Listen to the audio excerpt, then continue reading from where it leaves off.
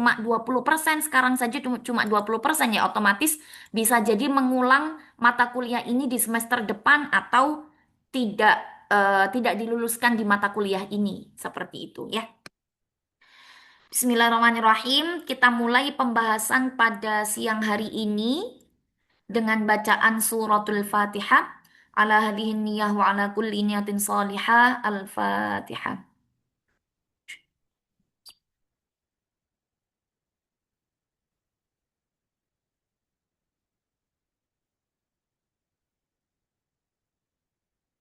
Nah, alhamdulillah kita sekarang masuk di pembahasan yang ke-13 terkait dengan kepemimpinan dalam perspektif Islam. Sebagaimana kita ketahui bahwa kepemimpinan itu merupakan bagian penting dalam sebuah kehidupan manusia, karena hampir setiap aktivitas yang kita lakukan, setiap keseharian, membutuhkan adanya seseorang yang membantu kita dalam melaksanakan aktivitas kita sehari-hari.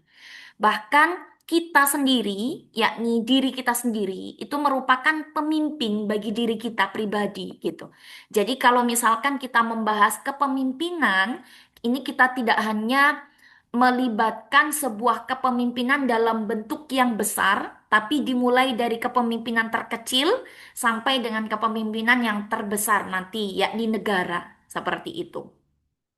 Nah, kemudian dalam perspektif Islam ini, kepemimpinan ini tidak hanya difahami terkait dengan jabatan atau sebuah kekuasaan, tetapi kepemimpinan di sini itu bisa difahami terkait dengan bagaimana proses dia itu menjalankan sebuah tanggung jawab atau menjalankan sebuah nilai-nilai dalam Islam terkait dengan kepemimpinan, baik dalam segi spiritual atau dalam segi sosial atau misalkan dalam segi intelektual gitu. Maka pengertian kepemimpinan di sini dapat diartikan sebagai kemampuan seseorang untuk mempengaruhi, mengarahkan, dan membimbing orang lain berdasarkan nilai-nilai ajaran Islam. Nah, nilai-nilai tersebut meliputi kejujuran, kemudian keadilan, kemudian amanah, kemudian musyawarah, serta tanggung jawab. Nah, berarti tujuan utama dari kepemimpinan ini bukanlah untuk mencari sebuah kekuasaan semata. Tujuan adanya kepemimpinan tidak hanya mencari sebuah kepentingan pribadi, melainkan untuk mewujudkan adanya kebaikan bersama, mewujudkan adanya kemaslahatan umat, dan yang terpenting di situ adalah memperoleh keridhaan Allah. Nah, oleh karenanya, biasanya seorang pemimpin itu dalam Islam khususnya, karena kita konteksnya perspektif Islam, dituntut untuk menempatkan kepentingan umat itu di atas kepentingan pribadi atau kepentingan sendiri. Jadi kalau misalkan kita dalam suatu lingkup kepemimpinan, kemaslahatan umat itu lebih utama daripada kemaslahatan kita pribadi atau kemaslahatan sendiri, seperti itu. Nah, kemudian dasar-dasar kepemimpinan atau dalil yang menjelaskan terkait dengan kepemimpinan dalam Al-Quran itu sangat banyak sekali. Ini saya ambil 8, tapi sebetulnya ada banyak sekali. Dimulai dari bagaimana tujuan manusia itu diciptakan, yakni sebagai pemimpin, kemudian bagaimana seharusnya sifat seorang pemimpin, bagaimana sikap seorang pemimpin kepada anggotanya, kemudian bagaimana harusnya kita sebagai manusia itu bersikap kepada seorang pemimpin. Nah, ini dijelaskan semuanya dalam Al-Quran. Berarti apa? Sebetulnya, kalau misalkan kita eh, menempatkan segala sesuatu itu sesuai porsinya, artinya sesuai porsi itu sudah ditetapkan dalam Al-Quran, ada dalilnya, baik dalil Al-Quran ataupun dalil hadis, kemudian kita melaksanakan dengan sebaik-baiknya, maka tidak ada yang namanya kepemimpinan yang tidak berhasil, gitu. Jadi, di Al-Quran sudah jelas sekali. Yang pertama di situ adalah surah Al-Baqarah ayat 30. Nah, surah Al-Baqarah ayat 30 ini yang dulu pernah saya sampaikan, kalau kalau teman-teman masih ingat di pembahasan terkait dengan hakikat diciptakan seorang manusia, hubungan manusia dengan alam. Nah, di situ surah Al-Baqarah ayat 30 berisi tentang tugasnya seorang manusia sebagai pemimpin. Tugas diciptakannya manusia sebagai pemimpin. Wa idh qala rabbuka lil malaikati inni ja'ilun fil ardi khalifah. Gitu. Bahwa manusia itu diciptakan oleh Allah itu tugasnya apa? Sebagai khalifah atau sebagai pemimpin. Gitu. Nah, perlu diketahui juga bahwa diksi pemimpin atau kata yang digunakan dalam pembahasan pemimpin itu beragam. Ada yang menyebutkannya dengan khalifah, itu. Ada yang menyebutkannya dengan khilafah. Ada yang menyebutkannya dengan ulil amri. Nah, itu fungsinya juga macam-macam, gitu. Nah, di sini khalifah itu berarti tugasnya seorang manusia yang langsung tanggung jawabnya itu langsung ditetapkan dari Allah gitu kalau khalifah. Tapi kalau ulil amri itu biasanya identik dengan kepenguasaan dalam suatu daerah tertentu. Maka kalau misalkan kita menyebutkan presiden itu sebagai ulil amri atau pemegang kekuasaan dalam suatu daerah itu penyebutannya.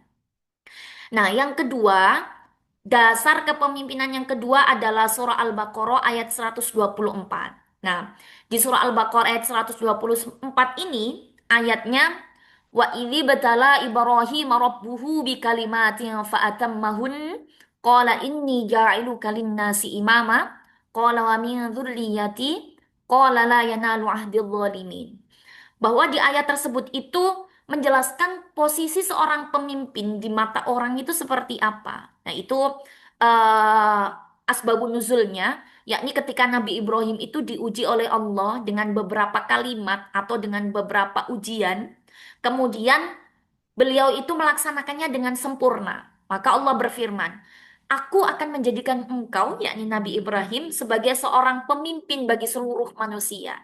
Maka aku memohon engkau, yakni Nabi Ibrahim, dan segala sesuatu keturunan engkau itu menjadi seorang pemimpin di muka bumi. Nah, itu posisi seorang pemimpin ketika diminta untuk menjadi seorang pimpinan. Yang ketiga di situ adalah surah Ali Imran ayat 159.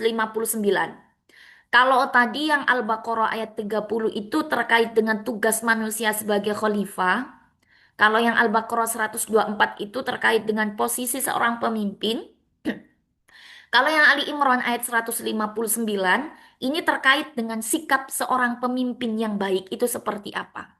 Maka ayatnya, Fabima rahmatim minallahi lintalahum, walau kunta faddan ghalidhal qalbi lang faddu min hawlik, fa'fu anhum, wastaghfir lahum, wasyawirhum fil amr. Fa'idha azamta fatawakkal ala Allah, innallaha yuhibbul mutawakkilin. Maka di ayat tersebut, sikap seorang pemimpin yang baik itu adalah dia mempunyai sikap ghalidhul qalbi atau dia mempunyai sikap yang lembut hatinya. Itu yang ditetapkan dalam Al-Quran. Ghalidhul qalbi. Sifat yang mempunyai hati yang lembut. Kemudian wasyawirhum fil amr. Bermusyawarah dengan segala sesuatu keputusan apapun yang dihasilkan. Gitu. Jadi apapun yang ditetapkan dalam sebuah kelembagaan atau dalam sebuah organisasi, di situ harus berdasarkan musyawarah untuk mufakat. Karena itu merupakan bagian dari sifat-sifat yang baik menjadi seorang pemimpin. Yang keempat, surah Al-Maidah ayat 8. Ini terkait dengan sikap seorang pemimpin juga. Kalau tadi itu terkait dengan sikap lemah lembut, kemudian sikap bermusyawarah, maka yang di surah Al-Maidah ayat 8 ini, sikap seorang pemimpin itu harus adil. Nah, di sini dalilnya. Ayatnya, Ya ayyuhalladzina amanu, kunu qawwamina lillahi syuhada'a bil qist, wala yajrimannakum syana'anu qawmin ala alla ta'dilu. I'dilu huwa aqrabu littaqwa. Wattaqullah innallaha khabirum bima ta'malun. Maka di sini sikap seorang pemimpin itu harus adil meskipun nanti adil itu tidak harus sama jadi sesuai dengan proporsinya, tapi ditetapkan dalam Al-Quran bahwa pemimpin yang adil, pemimpin yang lemah lembut, pemimpin yang suka bermusyawarah, dan dengan beberapa sikap baik yang lainnya, maka itu salah satu pencerminan bahwa dia adalah pemimpin yang baik. Kemudian yang kelima, surah An-Nisa ayat 34. Nah, surah An-Nisa ayat 34 ini terkait dengan kepemimpinan dalam sebuah keluarga atau kepemimpinan suami kepada istri. Nah, itu juga bagian dari pemimpin kan. Jadi ayat An-Nisa ayat 34 itu ar-rijalu qawwamuna 'alan nisa'i bima faddalallahu ba'dahum 'ala ba'din fabima anfaqu min amwalihim. Bahwa ar-rijalu qawwamuna 'alan nisa, laki-laki itu merupakan penanggung jawab bagi seorang istrinya atau seorang suami, itu tanggung jawabnya adalah bertanggung jawab kepada istrinya. Makanya kenapa kalian misalkan contohnya sebagai seorang perempuan, kalau misalkan kalian posisinya belum menikah, maka tanggung jawab sepenuhnya seorang anak perempuan yang masih belum nikah itu adalah kepada orang tuanya, khususnya kepada ayahnya, gitu kan. Tapi kalau misalkan posisinya anak perempuan itu sudah menikah dengan seorang laki-laki, maka tanggung jawab itu berpindah yang asalnya dari orang tuanya, maka berpindah kepada suaminya. Maka adanya akdun nikah atau akad sebuah pernikahan itu sangat sakral sekali, perpindahan tanggung jawab yang diberikan tanggung jawab oleh Allah dari orang tua ke suami, seperti itu. Maka di sini ayat ini bukan serta-merta eh, adanya pengunggulan atau adanya patriarki gitu kan antara laki-laki dengan perempuan, tidak hanya sebatas itu. Kalau misalkan teman-teman memahami ayat ini, oh ternyata berarti laki-laki itu kedudukannya lebih tinggi sekali ya, perempuan nggak ada apa, nggak ada bahasanya, nggak ada fungsinya sama sekali, tidak seperti itu. Jadi kalau kalian memahami sebuah teks, jangan hanya melihat teksnya saja konteks, tapi harus melihat berbagai penafsiran-penafsiran Al-Quran terkait dengan ini. Soalnya banyak permasalahan di masyarakat, yang laki-laki itu sangat semena-mena sekali dengan perempuan dengan dalil surah An-Nisa ayat 34 ini, yakni ar-rijalu qawwamuna 'alan nisa. Padahal di sini yang dimaksud qawwam itu adalah penanggung jawab baik secara lahiriah ataupun secara batiniah gitu. Jadi tugas suami itu sangat berat sekali aslinya. Dia bertanggung jawab terkait dengan apapun yang dikerjakan oleh istrinya. Baik buruknya itu suami yang tanggung jawab, gitu kan.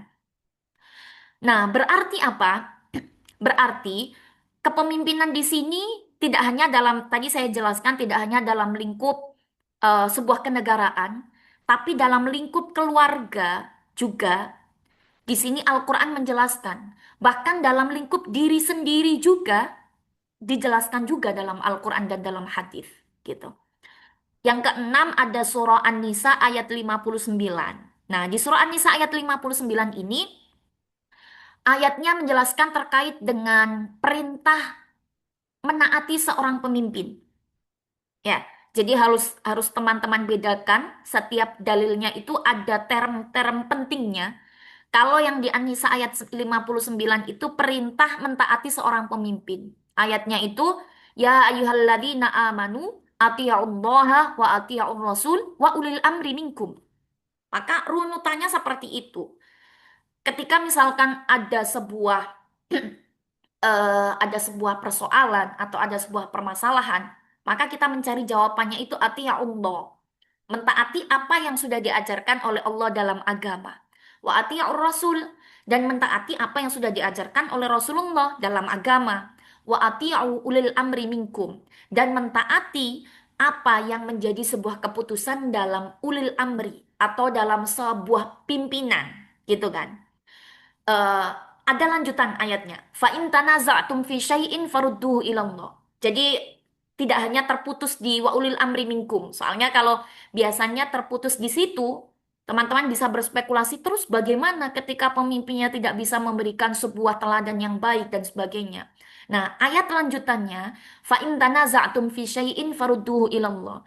Ketika kalian kok tidak sepaham dengan apa yang menjadi keputusan seorang pemimpin, Maka farudduh ilallah. Maka kembalikan semua permasalahan itu kepada Allah. Allah yang menjadi sebaik-baik timbangan atau sebaik-baik penentu. Seperti itu ya. Jadi eh, di surah An-Nisa ayat 59, mohon maaf. Di surah An-Nisa ayat 59 itu menjelaskan terkait dengan bagaimana proses ketika kita menghadapi sebuah permasalahan atau sebuah persoalan dalam sebuah kemasyarakatan gitu. Kita lihat apa yang ada diajarkan dalam Islam oleh Allah, diajarkan oleh Rasulullah, kemudian bagaimanakah hukum Islam itu memandang persoalan tersebut sebagai hukum agama ya. Ketika kok dalam permasalahan itu hukumnya tidak kita sesuai atau kita tidak sefaham dengan hukum yang ditetapkan dalam negara atau dalam kepemerintahan, maka eh, apa yang menjadi kita kuatkan atau yang menjadi pedoman kita kembalikan kepada Allah lagi gitu. Farudduhu ilallah. Maka kita kembalikan semuanya kepada sebaik-baik timbangan, yakni Allah. Kemudian yang ketujuh, di sini adalah Quran surah Shad ayat 26. Lah, surah Shad ayat 26 ini menjelaskan terkait dengan sifat pemimpin. Ya Dawudu inna ja'alnaka khalifatan fil ardi fahkum bainan nasi bil haqqi wa la tattabi'al hawa fayudilluka an sabilillah. Maka di ayat ini, surah Shad ayat 26 ini menjelaskan terkait dengan sifat seorang pemimpin itu seharusnya dia menjadi seorang pelindung bagi yang dipimpinnya gitu. Tidak menyesatkan orang yang di bawahnya, tidak memberikan sebuah aura negatif kepada sekitarnya. Itu pemimpin yang ayatnya yang dijelaskan dalilnya yang dijelaskan di surah Shad ayat 26. Nah, lantas itu yang dalil yang terakhir saya ambil dari hadis biar ada tambahan penguatan. Di hadis riwayat Bukhari, di situ tuh dijelaskan bahwa kullukum ra'in wa kullukum mas'ulun an ra'iyatihi. Ini juga sering teman-teman dengarkan terkait dengan apa namanya? Hadis tanggung jawab terhadap diri sendiri. Kullukum ra'in, itu artinya setiap dari kalian semua itu adalah pemimpin. Berarti ini pemimpin untuk diri sendiri ya. Wa kullukum mas'ulun an ra'yati. Dan setiap apa yang kalian pimpin atau apa yang kalian lakukan itu ra'yatihi, ada tanggung jawabnya. Bahkan yang kita kerjakan seberat sebiji dzarrah saja, bahkan dzarrah itu lebih kecil, penafsirannya lebih kecil daripada atom gitu. Itu dipertanggungjawabkan gitu. Jadi jangan main-main terkait dengan perkara sesuatu yang kalian lakukan sekarang ini. Segala sesuatunya itu dipertanggungjawabkan. Kalau misalkan kita tidak bisa menjadi seorang pemimpin di negeri ini, atau setidaknya pemimpin di daerahnya masing-masing, setidaknya nanti teman-teman jadi pemimpin bagi keluarganya, pemimpin bagi diri sendiri, pemimpin bagi anak turunnya, dan pemimpin bagi orang sekitarnya. Bisa di lingkup yang lebih kecil. Dengan catatan, tetap berpegang teguh kepada apa yang diajarkan oleh Al-Quran dan tetap berpegang teguh terhadap apa yang diajarkan oleh agama Islam khususnya. Karena dalam praktiknya, ketika seseorang itu pondasinya, meskipun pondasi awalnya itu sudah kuat, tapi ketika banyak godaan di tengah jalan dan sebagainya, pondasi itu akan luntur dengan sendirinya. Maka sebelum dan sesudahnya, teman-teman harus betul-betul memahami bahwa sifat pemimpin, sikap seorang pemimpin, tugas manusia sebagai pemimpin, pertanggungjawaban seorang pemimpin, itu semuanya dijelaskan secara detail dalam Al-Quran. Tinggal bagaimana kita sebagai seorang manusia terkait dengan pengaplikasiannya. Itu. Nah, kemudian ini prinsip kepemimpinan dalam Islam. Jadi, pemimpin yang seperti apa yang nantinya itu akan menjadi seorang pemimpin yang baik dan dianggap berhasil dalam Islam, gitu kan. Yang pertama adalah prinsip pertama adalah amanah.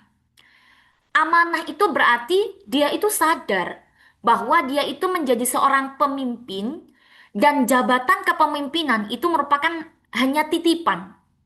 yang harus dijalankan dengan penuh tanggung jawab, yang harus dijalankan dengan penuh kejujuran, sehingga ketika dia menjalankan segala tanggung jawabnya tersebut atau segala kepemimpinannya itu, maka dia tidak akan menyalahgunakan kepemimpinan itu.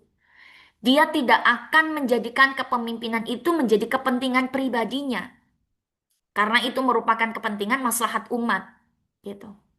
Yang kedua, prinsip yang kedua adalah keadilan. Nah, keadilan merupakan inti dari sebuah kepemimpinan dalam Islam. Seorang yang pemimpin yang mampu memberlakukan semua pihak, yakni anggotanya, secara adil, kemudian secara proporsional, tanpa beda-bedain, tanpa membedakan misalkan anggota yang A atau anggota yang B, dia itu adil gitu kan, dalam memimpin sebuah organisasi atau dalam memimpin sebuah wilayahnya. Adil di sini tidak harus sama.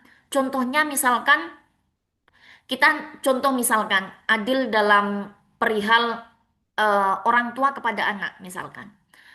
Kalau misalkan kita anggap adil itu rata, maka otomatis uang jajan antara anak yang masih umur 5 tahun dengan kita yang posisinya sudah umur 20-an itu harus disamakan gitu kan. Aslinya kalau adil harus sama. Tapi tidak harus seperti itu. Adilnya harus sesuai dengan proporsional. Otomatis uang jajan anak yang masih bayi atau anak yang masih balita tidak sama dengan uang jajannya mahasiswa gitu. Ketika uang jajan mahasiswa keperluannya lebih banyak, maka otomatis uang sakunya lebih banyak daripada uang sakunya anak balita tersebut. Maka adil di situ tidak harus juga sama gitu. Yang penting di situ proporsional sesuai dengan fungsinya. Kemudian yang ketiga di sini adalah musyawarah wasyuro bainahum atau musyawarah di antara anggota yang lain. Maka prinsip kepemimpinan di sini, Islam itu sangat mendorong sekali adanya seorang pemimpin yang tidak bersikap apa itu namanya, tidak bersikap otoriter atau semena-mena sendiri. Artinya sama bawahnya itu seperti kayak ya menyuruh tanpa adanya belas kasihan sama sekali lah atau otoriter sangat tidak sekali. Bahkan tadi di dalil yang pertama dijelaskan bahwa pemimpin itu harusnya lemah lembut, ghalidhul qalbi. Kemudian, pemimpin juga harus selalu membuka ruang diskusi atau ruang terbuka kepada orang lain atau kepada anggotanya untuk menyuarakan aspirasi. Jadi kalau misalkan seorang pemimpinnya itu orangnya tertutup, maka aspirasi dari bawah itu tidak akan sampai kepada atas gitu. Tapi kalau pemimpinnya itu orangnya terbuka, transparan, dan tidak menutup-nutupi apapun gitu kan, pasti aspirasi dari bawah ke atas itu pasti terserap dengan baik. Kemudian yang keempat adalah prinsip kepemimpinan keteladanan. Ini sangat bagus sekali. Jadi seorang pemimpin itu tidak hanya dibutuhkan orang yang pandai dalam hal intelektual, tapi juga dia harus memberikan sebuah keteladanan, baik keteladanan intelektual, jadi keteladanan intelektual itu sudah pasti, tapi juga keteladanan terkait dengan moral dan spiritual. Itu penting sekali. Jadi semakin baik kepemimpinan seseorang, kalau misalkan ditelusuri, pasti dia itu mempunyai hubungan ubudiyah atau hubungan spiritual dan hubungan moralnya itu juga baik. Tapi kalau misalkan dia hubungan spiritualnya dan hubungan moralnya tidak baik, maka otomatis kepemimpinannya tidak bertahan lama. Gitu. Jadi keteladanan ini adalah memberikan sebuah perilaku yang positif kepada anggotanya atau kepada masyarakatnya sekitar terkait dengan keintelektualan, spiritual, dan eh, apa namanya moral. Ini penting juga ya. Moral itu sampai kita umur berapapun, moral dan spiritual itu harus tetap kita lakukan dengan seimbang. Jadi sama saja, sama halnya misalkan contoh ada orang yang pandai, ada orang yang sangat pintar sekali, tapi dia tidak mempunyai adab kepada orang tua atau tidak mempunyai moral terhadap orang tua, maka tidak tidak bisa dikategorikan menjadi orang itu orang yang mempunyai akhlak yang baik gitu. Tapi kalau misalkan dengan dibarengi akhlak atau moral yang baik, kemudian hubungan spiritual yang baik, maka dia akan menjadi orang yang baik dan berkualitas ke depannya. Seperti itu. Kemudian yang prinsip kepemimpinan yang terakhir adalah tanggung jawab. Nah, ini ketika seorang menjadi pemimpin, maka dia harus menyadari betul bahwa wa kullukum mas'ulun an ra'iyatihi. Setiap segala sesuatu itu dipertanggungjawabkan. Keputusan apapun yang diputuskan oleh pemimpin itu akan dimintai pertanggungjawaban. Bahkan dalam sebuah organisasi itu ada yang disebut dengan LPJ atau lembar pertanggungjawaban. Iya, itu LPJ di antara manusia. Tapi pertanggungjawaban nanti terbaik adalah pertanggungjawaban Allah, seperti itu. Dengan menerapkan prinsip amanah, adil, musyawarah, keteladanan, dan tanggung jawab, kepemimpinan dalam Islam diharapkan mampu melahirkan pemimpin yang berakhlak mulia, bijaksana, dan berorientasi pada kesejahteraan umat. Nah, ini ya, inilah dasar yang ditetapkan dalam Al-Quran terkait dengan pemimpin, dan ada dalilnya semuanya. Kalaupun misalkan ada bagian dari orang di sekitar kita yang menjadi seorang pemimpin atau menjadi seorang pimpinan, tapi tidak melakukan hal yang sesuai dengan apa yang sudah diajarkan dalam agama Islam, maka itu adalah konsekuensinya, gitu ya. Karena di Al-Quran sudah jelas sekali bahwa kriteria itu sudah ada, gitu kan. Perihal pelaksanaannya, nah tergantung manusianya sendiri. Kemudian, karakter pemimpin ideal dalam Islam. Nah, karakter pemimpin ideal dalam Islam ini sesuai juga dengan sifat yang ada dalam Nabi Muhammad. Sidik, amanah, tabligh, fatona. Sidik artinya jujur, amanah artinya dapat dipercaya, tabligh artinya komunikatif atau menyampaikan aspirasi. Cerdas, fatona artinya cerdas. Jadi empat poin ini harus ada dalam karakter pemimpin ideal dalam Islam, gitu. Kenapa pemimpin harus jujur? Karena kalau tidak jujur, berarti dia dengan apa yang dipimpin saja itu sudah tidak jujur, berarti dengan dirinya sendiri otomatis dia tidak jujur, gitu. Dapat dipercaya sudah otomatis. Kemudian komunikatif atau tabligh. Maka kenapa ketika orang yang jadi pemimpin itu harus bisa bicara, itu pasti. Karena kalau dia tidak bisa mengutarakan aspirasi yang ada dalam dirinya, otomatis dia akan sulit untuk mendengarkan aspirasi dari orang lain dan menyampaikan kembali. Maka salah satu karakternya di sini ada tabligh atau menyampaikan atau komunikatif terhadap yang lain, itu fungsinya seperti itu. Kemudian yang terakhir di situ adalah ada cerdas atau fatona. Nah, ini juga harus ya. Cerdasnya tadi tidak hanya intelektual tapi juga moral dan spiritual. Itu tiga poin penting yang harus teman-teman pegang ketika teman-teman menjadi seorang pemimpin. Nah, karakter-karakter ini menjadi teladan bagi setiap muslim dalam menjalankan peran kepemimpinannya, baik dalam lingkup kecil seperti keluarga dan organisasi, maupun dalam lingkup yang lebih luas seperti masyarakat dan negara. Jadi ini kita bahas mulai dari yang terkecil, yakni kita sendiri, keluarga, kemudian organisasi, kemudian masyarakat, dan yang paling besar karena memang di sini adalah negara, sebuah negara, maka pemimpin negara, yakni presiden, gitu. Kemudian selanjutnya, relevansi kepemimpinan Islam di era modern. Maksudnya apa ini? Yakni hubungan adanya kepemimpinan Islam di era modern. Maka perkembangan zaman sekarang, yakni di era modern, itu kan pasti memunculkan kemajuan-kemajuan gitu kan di bidang teknologi atau misalkan di bidang ekonomi ataupun misalkan di bidang informasi. Tapi perlu kita ketahui juga, setiap ada kemajuan pasti ada kelemahan gitu kan. Nah, di samping kemajuan teknologi, kemajuan ekonomi, kemajuan informasi, muncul juga ada hambatan-hambatan terkait dengan tantangan, seperti misalkan Sekarang yang paling banyak itu adalah terkait tantangan moral, kemudian krisis keteladanan, kemudian penyalahgunaan kekuasaan, itu muncul seiring berjalannya transformasi teknologi gitu kan.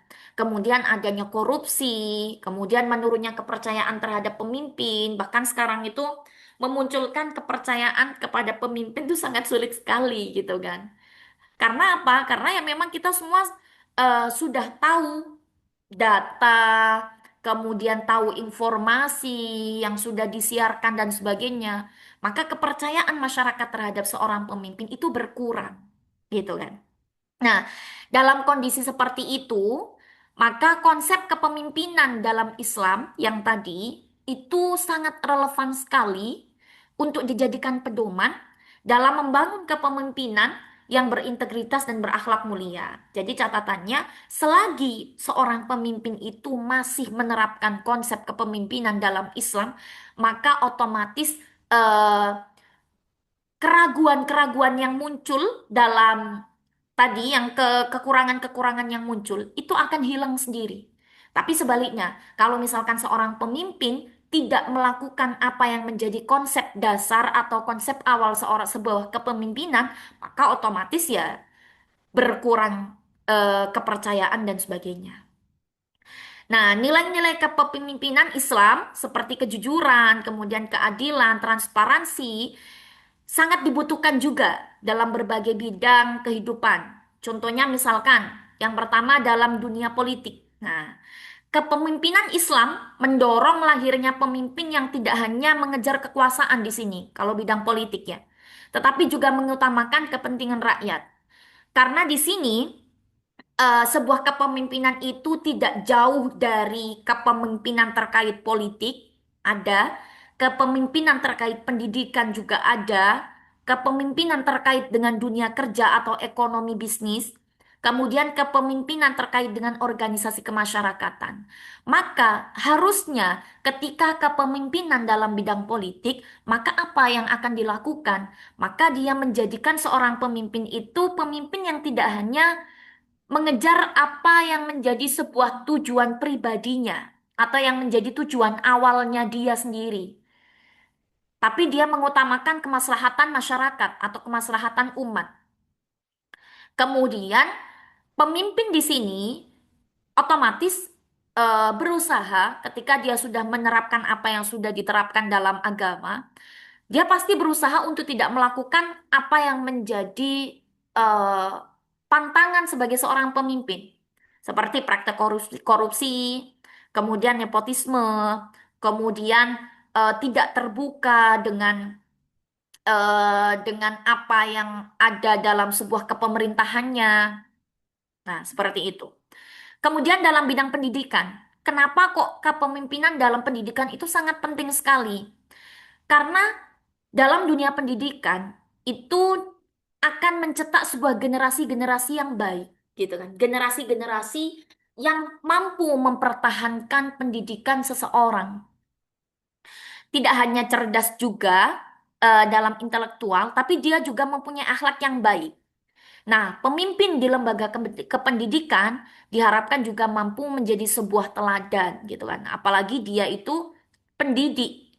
Jangan sampai pendidik itu malah tidak bisa memberikan sebuah pendidikan yang baik, gitu.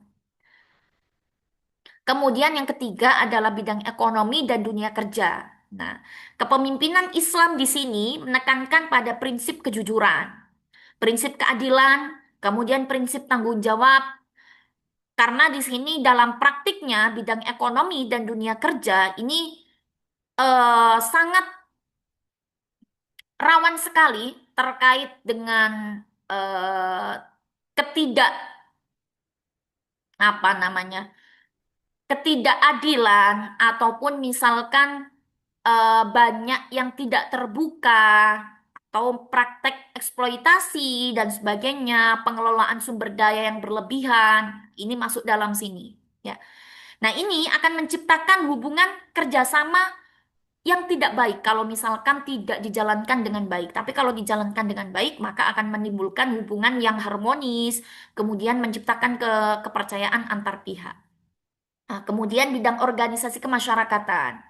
Nah, bidang organisasi kemasyarakatan ini mendorong supaya antar satu elemen dengan elemen lain itu saling peduli satu sama lain, saling gotong royong satu sama lain. Makanya kenapa kalau dalam dunia Tridharma pendidikan itu ada namanya pengajaran, ada namanya penelitian, kemudian ada yang disebut dengan apa namanya? Pengabdian. Nah, kalau pengajaran itu berarti kita menyampaikan keilmuan apa yang kita ketahui untuk disebarluaskan. Seperti misalkan seperti ini, kita melaksanakan sebuah perkuliahan, kita mentransfer knowledge satu sama lain gitu kan. Jadi menyerap dan memberikan sebuah informasi. Itu kalau misalkan pengajaran. Nah, kemudian ada penelitian juga.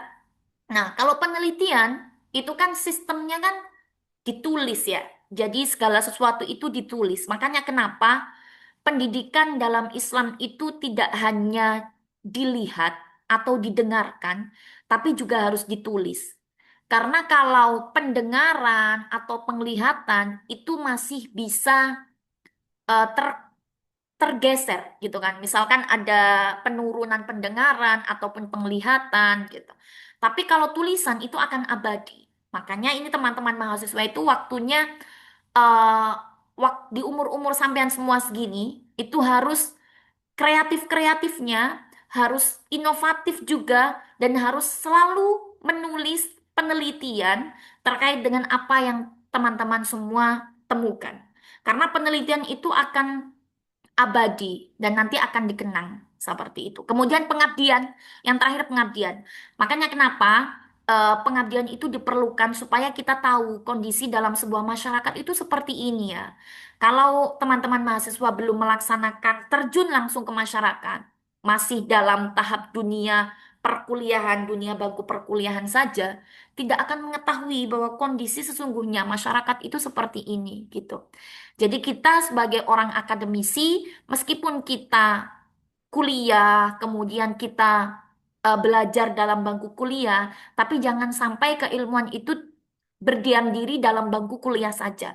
Tapi aplikasikan dalam dunia kemasyarakatan. Apa yang bisa kita bantu dalam dunia masyarakat, kita bantu. Seperti itu. Maka kalau misalkan nanti teman-teman sudah berkiprah di masyarakat masing-masing, teman-teman harus mengingat apa yang menjadi konsep utama, apa yang menjadi dasar utama terkait dengan kepemimpinan Islam dalam Islam itu seperti apa gitu. Insya Allah nanti kalau dasar kuatnya itu kuat, pondasi utamanya kuat, nanti dimudahkan prosesnya. Tapi kalau dari awal sudah mulai belok kanan, belok kiri, nah kedepannya tidak bertahan lama. Penerapan kepemimpinan Islam di era modern menjadi salah satu solusi penting dalam menghadapi berbagai krisis kepemimpinan yang terjadi saat ini.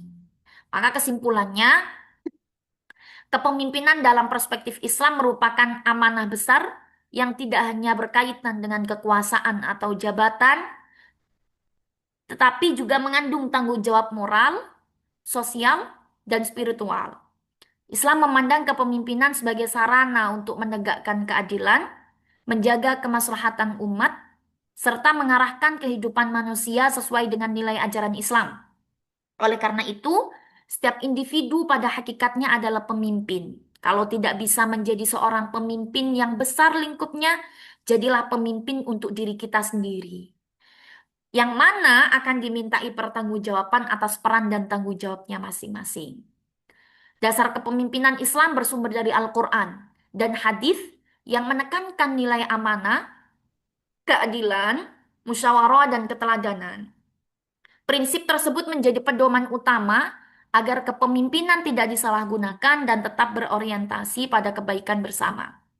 Selain itu, Islam juga menegaskan pentingnya karakter pemimpin yang berakhlak mulia, seperti jujur, kemudian dapat dipercaya, cerdas dan komunikatif, sebagaimana dicontohkan oleh Rasulullah SAW dalam memimpin umat. Bayangkan sosok pemimpin teladan kita itu adalah Rasulullah, gitu kan? Bahkan Rasulullah sebelum beliau wafat pun yang beliau ingat adalah ummati wa kaifa ummati bagaimana dengan umatku sepeninggalku, bagaimana dengan umatku. Bahkan perjuangan beliau itu selama hidup itu tidak untuk beliau sendiri, tapi semuanya untuk umat, gitu. Kepemimpinan dalam Islam juga dipandang sebagai bentuk ibadah dan tanggung jawab sosial. Setiap keputusan dan kebijakan pemimpin akan bernilai ibadah apabila dilandasi niat yang ikhlas dan dijalankan sesuai dengan syariat Islam. Nah, sebaliknya, penyalahgunaan kekuasaan merupakan perbuatan yang dilarang dan akan dimintai pertanggungjawaban di akhirat kelak. Gitu ya. Jadi, kepemimpinan yang baik itu sudah dijelaskan secara detail dalam Al-Quran, dalam syariat Islam. Sebaliknya, kalau misalkan seorang pemimpin menyalahgunakan kekuasaan itu, yakni melakukan sesuatu yang dilarang, maka pertanggungjawaban dia itu sendirilah yang nanti akan ditanggungjawabkan nanti di akhirat kelak gitu. Nah, di era modern yang penuh tantangan moral dan krisis keteladanan, konsep kepemimpinan Islam tetap relevan untuk diterapkan dalam berbagai bidang kehidupan. Nilai-nilai kejujuran, keadilan, transparansi, dan kepedulian sosial yang diajarkan Islam mampu menjadi solusi dalam membangun kepemimpinan yang humanis, etis, dan berorientasi pada kesejahteraan bersama. Dengan demikian, penerapan kepemimpinan Islam diharapkan dapat melahirkan pemimpin yang tidak hanya cakap secara intelektual, ini perlu digarisbawahi betul, tetapi juga unggul secara akhlak atau moral dan spiritual, gitu ya. Jadi jadilah pemimpin yang cakap intelektual, cakap moral, dan cakap spiritual. Itu nanti insya Allah akan menjadi pemimpin, nanti ke depannya pemimpin yang baik. Mungkin itu yang menjadi pemantik diskusi pada siang hari ini. Mungkin dari teman-teman ada yang mau didiskusikan, silahkan.